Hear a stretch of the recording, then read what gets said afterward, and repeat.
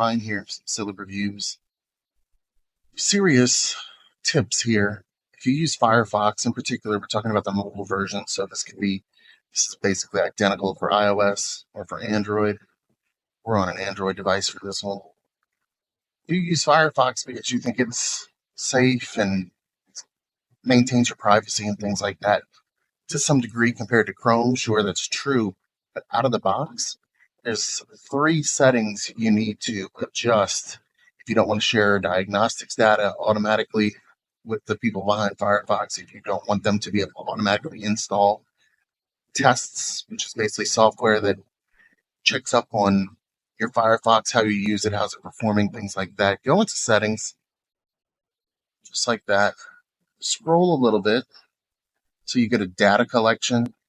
From there, turn off usage and technical data, turn off marketing data, studies, turn off studies, hit OK.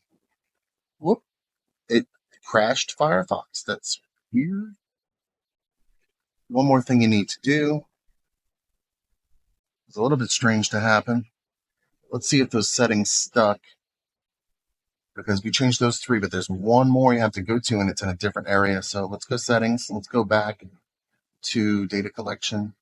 So yeah, usage and technical data is off, marketing data is off, studies are off. One more thing you have to do is go into account. So I'm going to click on my account up here at the top. Then you go to manage account. After you manage account, scroll a little bit. Look at this hidden setting we're going to find down here.